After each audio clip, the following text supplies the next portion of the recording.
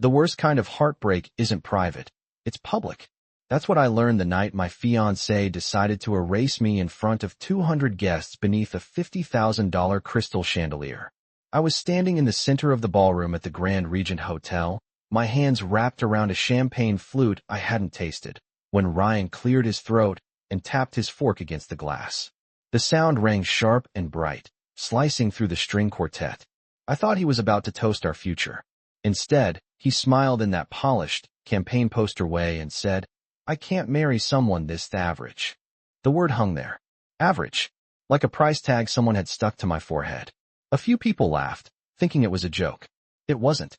He went on about ambition, about compatibility, about how he'd realized he needed a woman who matched his trajectory. I could feel 200 pairs of eyes crawl over my skin, measuring my dress, my posture, my worth. My mother's friends whispered. His business partners avoided my gaze. I stood there in 4-inch heels that suddenly felt like concrete blocks, my pulse hammering so loudly I couldn't hear the rest of his speech. My engagement ring felt heavy. Too heavy. Like it had never belonged to me in the first place. I remember staring at the ice sculpture by the dance floor, watching it slowly melt under the lights, and thinking that at least it was allowed to dissolve quietly. I wasn't. "You deserve someone better suited for you," Ryan finished, as if he were granting me a scholarship instead of stripping me of dignity. My cheeks burned. Not from tears. From humiliation. I had helped him build his campaign network, hosted dinners in our 1,200 square foot condo, memorized donor names, smiled until my jaw ached. And now I was being dismissed like a scheduling error. I should have walked out. I should have said something sharp and unforgettable. Instead, I stood there frozen, aware that every second of silence made me smaller. Then the ballroom doors opened. The sound wasn't loud, but it carried. A shift in the air. Conversations faltered. Even Ryan paused mid-breath. I didn't turn right away. I didn't want anyone else to see my face. But I felt it. That subtle change when a room recognizes someone important. Leather soles against marble. Slow. Unhurried. Confident. I finally looked up and, through the blur of lights and faces, I saw him. Ethan Moretti. I'd only heard his name in careful whispers at charity boards and political fundraisers. He wasn't a politician. He was something more permanent. Dark suit tailored within an inch of precision. Silver watch catching the chandelier light. Calm expression that didn't match the tension suddenly gripping the room. He wasn't smiling. He wasn't frowning. He was observing. And when his eyes found mine, they didn't hold pity. They held something far more dangerous. Respect. The room did not breathe again until Ethan reached the center of the ballroom, and even then it felt controlled, like oxygen was being rationed. Ryan straightened beside me, confusion flickering across his face before confidence returned. He recognized power, but he did not understand it. Ethan stopped a few feet away, close enough that I could see the faint line near his temple that suggested experience rather than age. He did not look at Ryan first. He looked at me, as if confirming something silently. I was suddenly aware of everything about myself, the slight tremble in my hands, the mascara I had not fixed, the way humiliation still clung to my skin like static. "Miss Bennett," he said evenly, his voice low but carrying effortlessly across the marble and glass. He said my name as if it mattered. Ryan forced a laugh. "Ethan, this is a private matter." Private. In a room full of donors and photographers. Ethan shifted his gaze slowly toward him. It was not dramatic. It was deliberate. "It stopped being private when you chose an audience," he replied. No raised voice. No anger. Just certainty. I felt the temperature in the room change. Conversations died mid-sentence. Even the quartet lowered their bows. Ryan cleared his throat again, the sound thinner now. "This does not concern you." Ethan glanced back at me, and I felt seen in a way I had not felt in years. Not evaluated. Not compared. Seen. "Respect concerns me," he said. "Especially when it is absent." My heart was pounding so hard I thought someone might hear it through the speakers. I wanted to disappear. I wanted to rewind 10 minutes. I wanted to not care. But I cared. Because for the first time that night, someone was not treating me like collateral damage. Ryan scoffed lightly. "She will be fine. Chloe is resilient." The way he said my name sounded rehearsed, like a campaign slogan. Ethan's expression did not change, but something sharpened behind his eyes. "Resilience is not an excuse for humiliation," he said calmly. I swallowed. I could feel the weight of my engagement ring pressing into my finger, a circle that now felt like a mistake. Ethan's gaze dropped to it briefly. Then, without hurry, he stepped closer. Close enough that I could catch the faint scent of cedar and something clean and understated. Not overpowering. Grounded. You deserve to be chosen, he said softly, but the microphone near the podium picked up every word. Chosen. Not tolerated. Not evaluated. Chosen. I did not realize tears had gathered until I blinked and the chandelier lights fractured into soft halos. Ryan's phone buzzed in his pocket, and the sharp vibration broke the stillness. He ignored it. It buzzed again, and again. A small crease formed between his brows. Ethan did not look away from me. Look at her, he said quietly to Ryan. Really look at her. For the first time that evening, Ryan actually did. And I wondered if he saw what Ethan saw, or if he had never truly looked at me at all. Ryan's phone would not stop vibrating. The sound cut through the ballroom like a faulty alarm, sharp and insistent. He finally pulled it out, irritation flashing across his face before confusion replaced it. I watched the color drain from his expression inch by inch. Another notification lit up the screen. And another. His jaw tightened. Excuse me, he muttered, stepping a few feet away as if distance could soften whatever he was reading. The room pretended not to stare. Everyone was staring. Ethan did not move. He stood beside me, not touching, not claiming, simply present. I could feel the steadiness of him the way you feel the ground beneath your feet after nearly slipping. You do not have to stand here, he said quietly, only for me. You can walk out with your head up. My throat felt tight. I will not run, I whispered, surprising myself with how steady my voice sounded. A flicker of approval crossed his features. Not pride, not possession, respect. Ryan returned, his earlier confidence fractured. There seems to be a misunderstanding, he said too quickly. A major investor just pulled out of the waterfront project. A murmur rippled through the guests. The waterfront project was his headline development. 20 acres.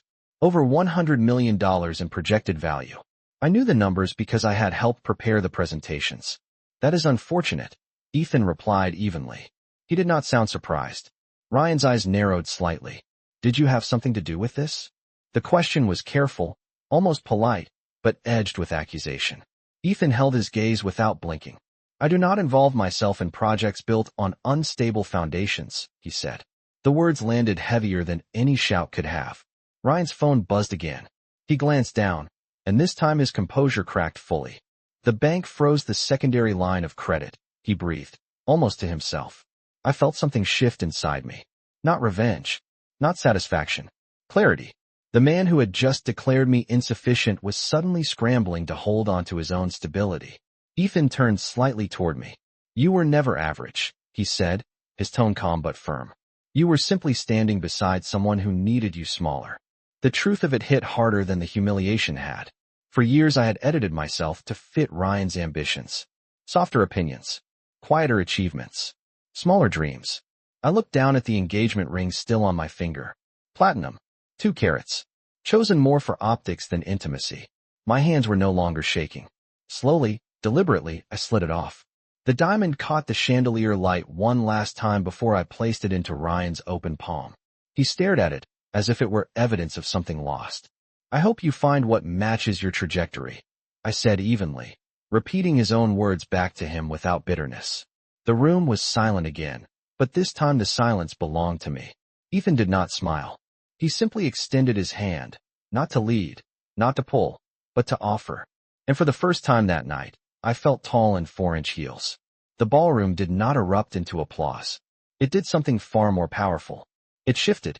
I could feel it in the way shoulders straightened, in the way conversations recalibrated. Ryan stood there holding the ring that used to define me, staring at it like it had personally betrayed him. For years I had measured my value through his approval, through the way he introduced me at fundraisers, through the subtle nods when I said the right thing. Now I watched that approval crumble in real time, and I realized something startling. I did not feel broken. I felt free. Ethan's hand was still extended, steady and patient, offering presence rather than pressure. I placed my hand in his. His grip was warm, firm, not possessive, grounded. We did not rush. We did not sneak out. We walked. 4-inch heels on polished marble, each step deliberate. The string quartet hesitated, then resumed playing, softer this time, like the music understood something irreversible had just happened. I could feel eyes following us as we crossed the length of the ballroom. Not pity, not ridicule, curiosity, respect. The massive crystal chandelier above us scattered light across Ethan's dark suit, across my bare ring finger. I did not look back at Ryan. I did not need to. Are you all right? Ethan asked quietly as we reached the edge of the room. His voice carried no urgency, only concern measured in control. I inhaled slowly, the scent of polished wood and champagne lingering in the air. I will be, I said honestly.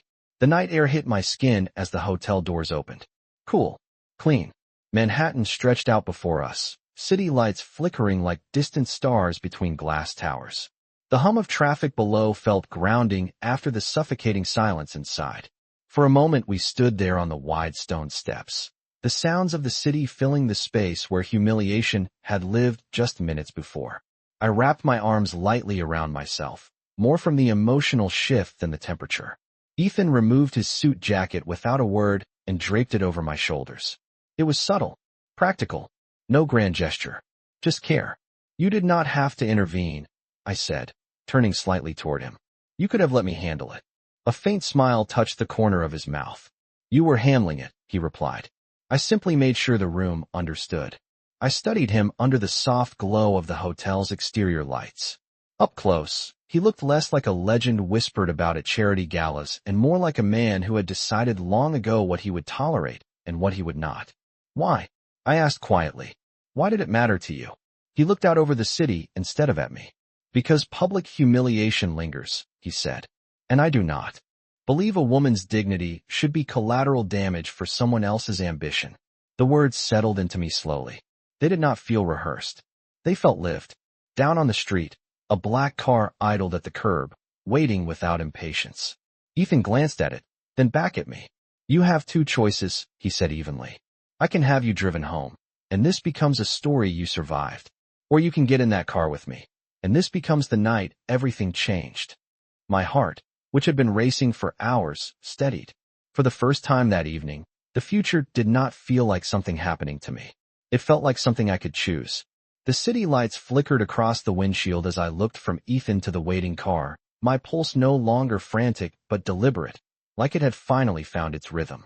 For years my choices had revolved around someone else's ambition, someone else's calendar, someone else's version of success. Standing there on the wide stone steps of the Grand Regent, with the night air cooling my skin and his jacket draped over my shoulders, I realized this was the first decision in a long time that belonged entirely to me. If I get in that car, I said quietly, searching his face, I am not becoming another accessory to someone powerful. His expression did not waver. You would never be an accessory, he replied. You would be a woman who chose differently. The difference mattered. I studied him for a moment longer, the steady confidence in his posture, the absence of pressure in his stance. He was offering an option, not issuing a command. That alone told me more about him than the whispers I had heard in ballroom corners for years. I took a slow breath and stepped toward the curb. The driver opened the door without a word. The interior was quiet, understated leather and soft lighting, not extravagant, just intentional. I slid inside, smoothing my dress over my knees, aware that the last hour had rewritten something fundamental in me. Ethan entered from the other side, the door closing with a muted thud that felt like the ceiling of a chapter. The car pulled away from the hotel smoothly, Manhattan unfolding outside the tinted windows in streaks of gold and white. For a few seconds neither of us spoke. The silence did not feel awkward. It felt reflective. Where are we going? I asked finally, watching the skyline shift. Somewhere you can breathe, he answered. I let out a soft laugh that surprised both of us. That sounds dangerously simple. He glanced at me, a faint warmth touching his eyes. Simple is underestimated. I leaned back against the seat, the events of the night replaying in fragments. Ryan's voice, the laughter, the ring in my palm, and then Ethan's calm interruption, like a line drawn in permanent ink. You did not have to destabilize his world to make your point, I said carefully. He did not deny it. Your dignity was worth correcting the imbalance, he replied. Not revenge, not punishment. Correction. The distinction settled over me like clarity. The car turned downtown, traffic thinning as we moved farther from the gala's polished facade. Skyscrapers gave way to older stone buildings, quieter streets, less spectacle. I watched my reflection in the window, mascara slightly smudged, eyes clearer than they had been all evening. You said this could become the night everything changed, I murmured. Changed into what? He looked forward, hands resting loosely, posture relaxed yet attentive. Into the moment you stopped accepting less than you deserve, he said. The words did not sound like a promise. They sounded like a standard. And for the first time in years, I felt ready to meet one. The car slowed before I realized we had arrived. We stopped in front of a quiet rooftop restaurant tucked above a restored limestone building, far from the glare of cameras and campaign donors. No flashing lights. No red carpet. Just warm amber lamps glowing against the dark Manhattan sky. Ethan stepped out first, then offered his hand again, not because I needed help, but because he was consistent. The elevator ride up was silent except for the soft hum of machinery and my own steady breathing. I watched the floor numbers climb and felt something unfamiliar settle in my chest. Anticipation without anxiety.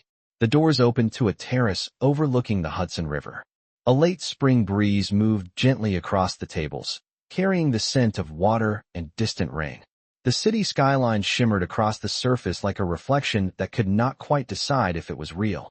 There were only a few occupied tables, spaced far apart. Privacy without secrecy. Intentional. Ethan guided me to the edge of the terrace instead of a table. We stood near the railing, the river stretching wide below us. I used to come here when I needed perspective, he said quietly. Power feels different when you are looking at something larger than yourself. I rested my hands lightly against the cool metal railing, staring at the water moving steadily south. It did not rush. It did not hesitate. It simply continued. Tonight felt larger than I expected. I admitted. I thought humiliation would break me. He turned slightly toward me. It did not, he said. Not praise. Just fact.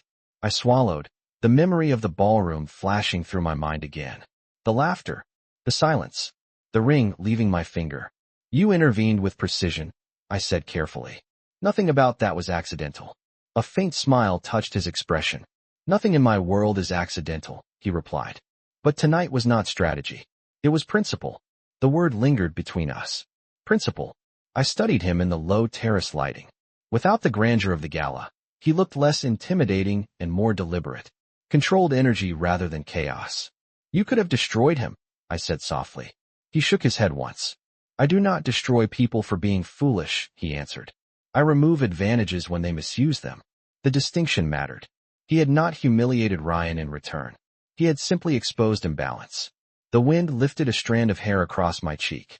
Ethan reached out instinctively, then paused, giving me space to decide. I brushed it back myself, offering a small nod that said I noticed the restraint. You said this was about me choosing differently, I said. What does differently look like to you? He stepped closer, not invading, just narrowing the distance enough that his voice did not have to compete with the wind. It looks like you understanding that you are not defined by who stands beside you, he said. It looks like you recognizing that partnership should amplify you, not diminish you.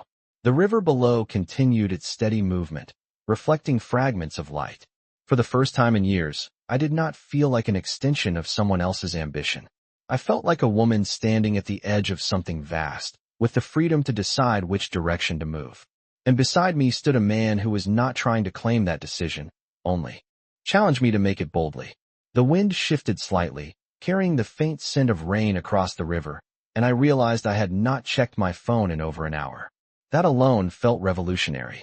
For years I had measured my evenings by notifications, by who needed what from me, by how quickly I could respond.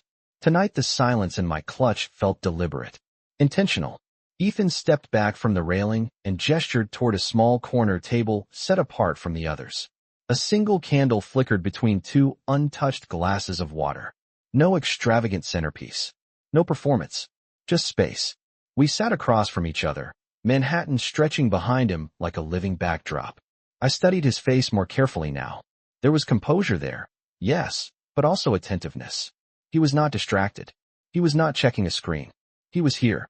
Tell me something that has nothing to do with Ryan, he said calmly. The request caught me off guard. I blinked. Nothing. He shook his head slightly. Nothing. I hesitated, searching for a version of myself that existed before I became someone's fiancé, someone's campaign partner, someone's polished extension. I wanted to open a foundation, I said slowly. Not political, community-based. Scholarships for girls who do not have connections. Girls who are smart but underestimated. The candlelight reflected softly in his eyes. Why did you not? I let out a quiet breath. Because it was not aligned with the image he was building, I admitted.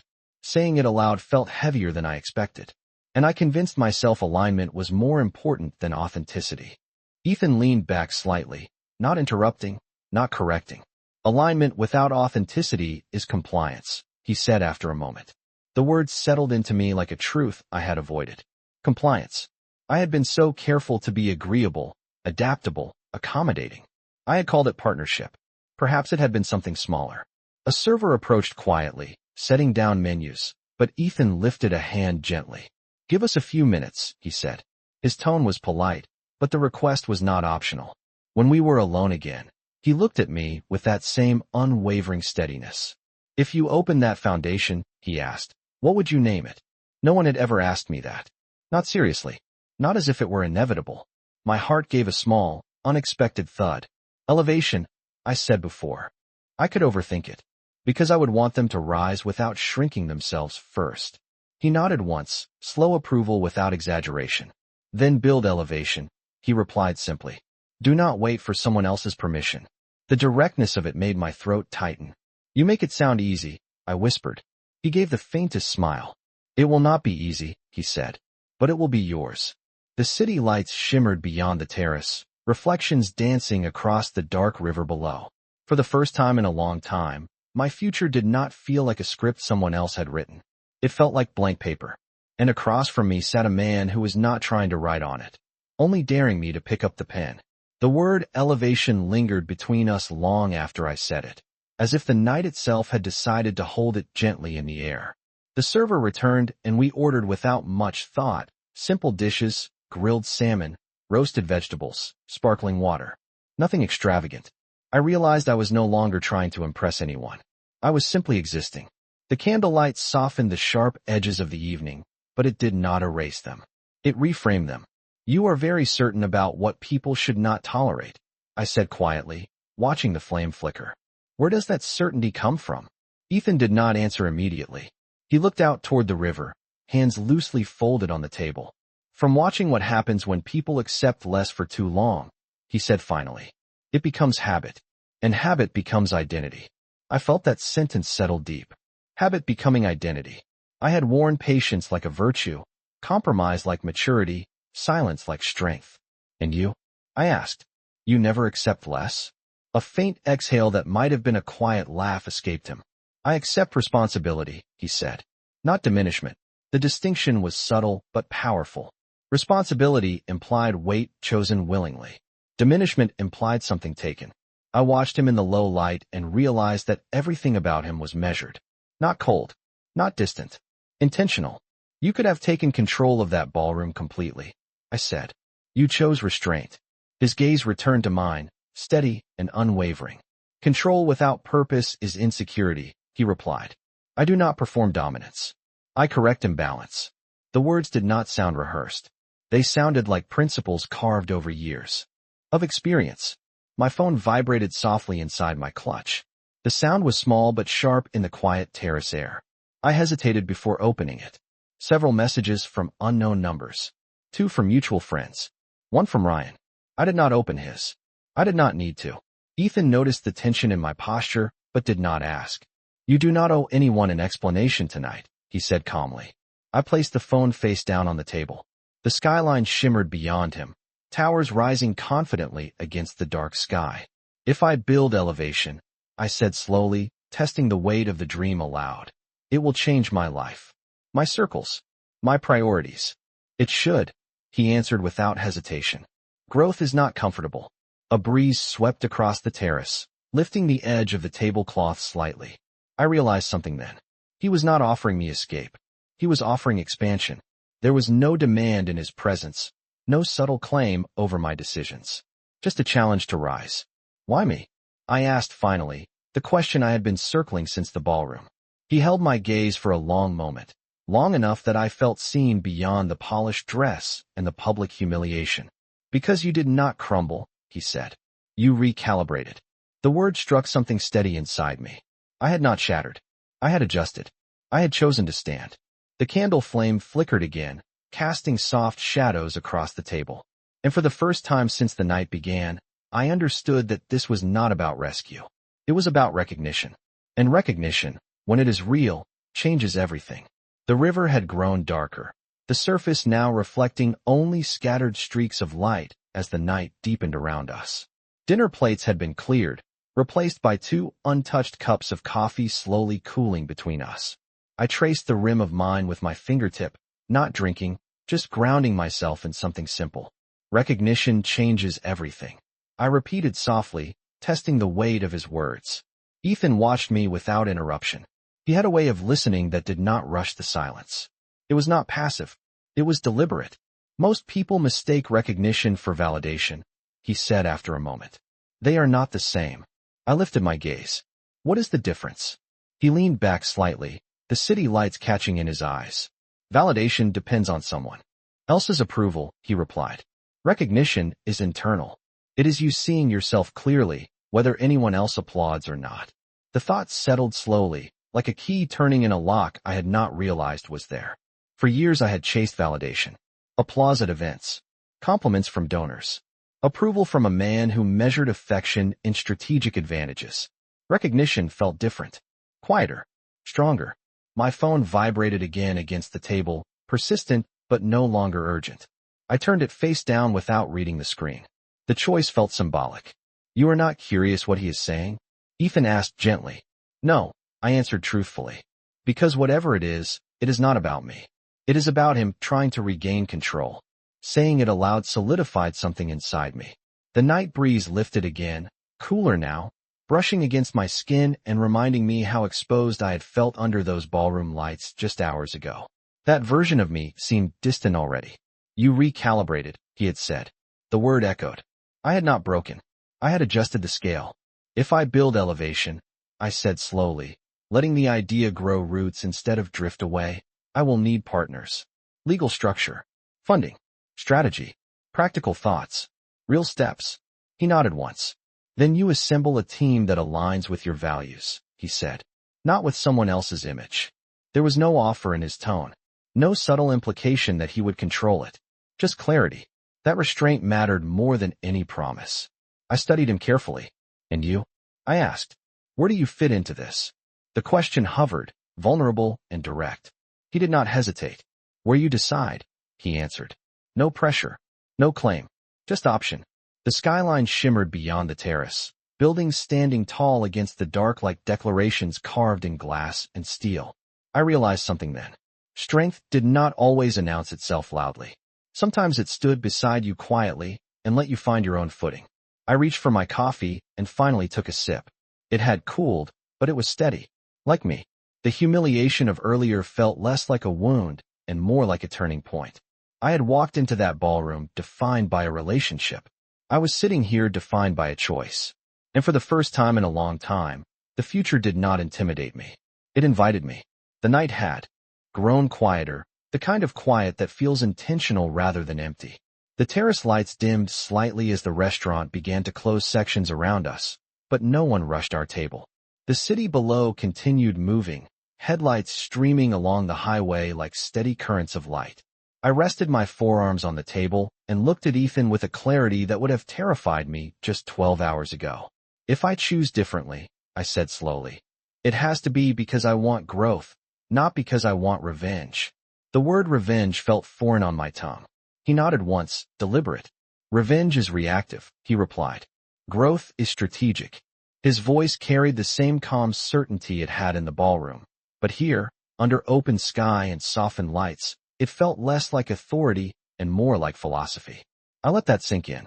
I had walked out of humiliation with my dignity intact, but dignity alone was not direction. Direction required intention. My phone vibrated again. This time I picked it up, not to read the messages, but to turn it completely off. The screen went dark, and with it, the last tether to the version of my life that had revolved around constant reaction. Ethan watched the gesture without comment. He understood symbolism without needing explanation. Tomorrow will be loud, I said quietly. Calls. Speculation. Headlines. I had spent enough time in public spaces to know how quickly narratives formed. Let them speak, he answered evenly.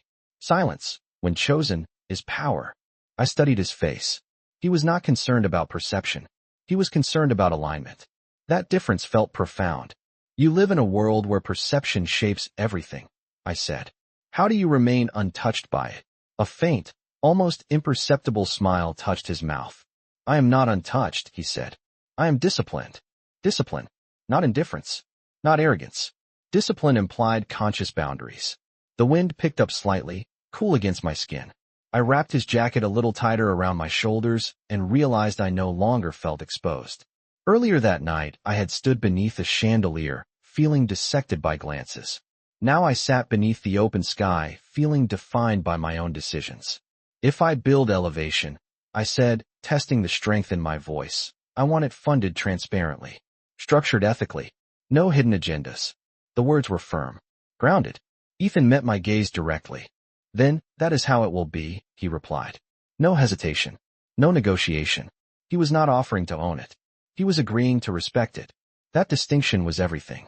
The server approached to inform us the terrace would close soon. Ethan thanked him politely and stood, offering his hand once more. I took it without fear this time. Not because I needed support, but because I chose connection. As we walked toward the elevator, I realized something simple, yet irreversible. The humiliation had not been the defining moment of the night. The defining moment was the choice that followed it. The doors opened, and as we stepped inside, I caught my reflection in the mirrored wall. My mascara was still slightly smudged, my hair slightly windswept, but my eyes were steady. I did not look diminished. I looked awake. The elevator doors closed with a soft metallic hush, sealing us inside a mirrored silence that felt almost ceremonial. I watched the floor numbers descend slowly, each illuminated digit marking distance from the version of me who had walked into that ballroom expecting applause and walked out with clarity instead. Ethan stood beside me, hands loosely at his sides, not reaching, not directing, present without pressure. The mirrored walls reflected us from every angle, two figures framed in polished steel and low lighting. For a moment, I studied our reflection. Not as a couple, not as a spectacle, just two individuals standing in the same space by choice. When those headlines break tomorrow, I said quietly, keeping my eyes on the mirrored version of myself, they will paint you as calculated. His expression did not shift. They already do, he replied evenly. It is simpler for people to believe intention is manipulation. The elevator hummed gently. I turned to face him fully. Was it manipulation? I asked. Not accusatory. Curious. His gaze held mine without hesitation. No, he said. It was alignment. The certainty in his voice was not defensive. It was grounded. I considered that. Alignment. He had not created my humiliation. He had responded to it. Corrected the imbalance, as he called it. But he had not forced my choice afterward. The elevator slowed. The doors opened into the quiet lobby, marble floors reflecting the dim golden lights. The world felt smaller down here, more ordinary, almost comforting after the vast skyline above. We stepped outside, the night. Air cooler now, the hum of the city softened by the late hour. The car waited at the curb again, engine idling steadily. I paused before stepping forward. If I move forward with elevation, I said, choosing my words carefully, I wanted to stand independent of you. The statement was not rejection. It was boundary. Ethan inclined his head slightly. It should, he answered. No resistance. No bruised ego. Just agreement. That response mattered more than any grand declaration could have. I felt a quiet strength build inside me, subtle but undeniable. The humiliation earlier had tried to reduce me to something small and discardable. Now I stood on a Manhattan sidewalk, beneath streetlights and glass towers, aware of my own expansion. Ethan opened the car door, but this time he did not offer his hand. He waited. The choice was mine. I stepped inside on my own, smoothing my dress, sitting upright. He followed, the door closing gently. As the car pulled away from the curb, I looked out at the city lights blurring past the window. My phone remained powered off in my clutch. Silence was no longer avoidance. It was discipline. Tomorrow, I said softly, watching our reflection in the tinted glass. I begin drafting the proposal. He nodded once, approval restrained but genuine. Tomorrow, he agreed. The car merged into the late-night traffic, steady and deliberate. And as the skyline stretched behind us, I understood something with complete clarity. I was not stepping into someone else's world. I was building my own. The car moved steadily through lower Manhattan, the city thinning into quieter streets where storefront lights had already dimmed and traffic signals blinked yellow against the dark. I watched reflections ripple across the tinted window, my own face layered over passing buildings like two versions of me overlapping. The woman who had stood under a chandelier feeling discarded. The woman who now felt deliberate. Ethan sat beside me in composed silence, not filling the space with promises or projections. Just present. The restraint continued to impress me more than any dramatic gesture could have. "Where do you want to go?" he asked after a few minutes, his voice low and even. It was a simple question, but it carried weight. Not where should we go? Not where am I taking you? Where do you want to go? I considered the options. My apartment, where photographs still framed a life I had outgrown. A hotel suite, detached and temporary. Or somewhere neutral, somewhere that felt like a bridge rather than an escape. Home, I said finally, but not the one I shared. He nodded once, as if he had expected that answer. The car turned east, crossing toward a neighborhood lined with older brownstones and quiet tree-lined blocks. This was where I had kept a small apartment in my name long before the engagement. A space I had nearly let go of because it did not align with someone else's image. As we pulled to the curb, I felt something steady anchor inside me. This was not retreat. It was reclamation. The driver stepped out and opened the door, but again Ethan did not move first. I stepped onto the sidewalk on my own, heels clicking softly against concrete. The streetlights cast a warm amber glow across the row of townhouses, their windows dark and private. He joined me on the sidewalk, hands relaxed at his sides. "Tomorrow will be strategic," he said calmly. "But tonight should be yours." I looked up at my building, the familiar brick facade suddenly carrying new meaning. I had almost traded this independence for optics, for a larger address, for someone else's narrative. "You are not coming up?" I asked, not out of expectation but curiosity. His expression remained steady. "Not unless you ask," he replied. There it was again. Choice. No assumption. No entitlement. I studied him for a moment under the streetlight, the city noise distant but constant in the background. "Thank you," I said quietly. Not for intervening. Not for destabilizing a project, but for standing in alignment when it mattered. He inclined his head slightly, accepting the gratitude without exaggeration. "Build it," he said softly. "Do not let tonight become a story about humiliation. Let it become a catalyst." The word resonated deeply. Catalyst. Not ending. Beginning. I turned toward the steps of my building, keys cool in my hand. Before unlocking the door, I looked back once more. He was still there, composed, not waiting for validation, simply ensuring I entered safely.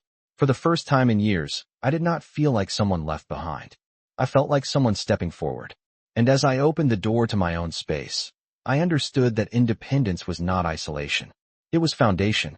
The door closed behind me with a soft click that echoed louder than it should have in the quiet apartment. I leaned back against it for a moment, heels still on, Ethan's jacket still around my shoulders, and let the silence settle. This space had always felt small compared to the glass towers and polished venues I had grown accustomed to. 900 square feet. Exposed brick. A narrow hallway that led to a living room with more books than furniture. But tonight it felt expansive. Honest. Mine. I slipped off my heels and walked barefoot across the hardwood floor, each step grounding me in reality rather than performance. My phone remained off in my clutch. The world could wait until morning. I crossed to the window and pulled the curtain slightly aside. Down on the street, beneath the amber glow of a streetlight, Ethan still stood beside the black car. He was not checking his watch, not pacing, just ensuring I was inside safely before leaving. After a moment, he glanced up. Not searching, not demanding, simply confirming. I gave a small nod. He inclined his head once in return, then stepped into the car. It pulled away smoothly, disappearing into the quiet stretch of city beyond. No dramatic exit. No lingering display. Just controlled departure. I let the curtain fall back into place and turned toward the center of the room. The night replayed in fragments. The chandelier light. The word average. The ring in my palm. The steady interruption. The terrace. Elevation. Catalyst. I moved to my desk, the one I had nearly packed up months ago when it seemed impractical to keep two spaces. I sat down and opened my laptop. The screen glowed softly in the dim apartment. For a second, doubt flickered. Not about him. About me. Could I truly build something independent of approval? Could I withstand the noise that would come tomorrow? I inhaled slowly, remembering the river moving without hesitation. Growth is not comfortable. The cursor blinked on a blank document. I typed one word at the top of the page. Elevation. Beneath it, I began outlining what I had once only imagined. Mission. Transparency. Access. Mentorship. Scholarships for girls underestimated before they were understood. The ideas flowed more easily than I expected, as if they had been waiting for permission that no longer mattered. Outside, a siren wailed faintly in the distance, the city continuing its restless rhythm. Inside, something steadier took shape. Hours earlier, I had stood in a room full of witnesses while someone attempted to define my worth. Now I sat alone in a quiet apartment, defining it for myself. The humiliation had not broken me. It had clarified me. I paused, fingers hovering over the keyboard, and allowed myself one final reflection of the night. He had not claimed me. He had challenged me. There was a difference. And in that difference, I found strength.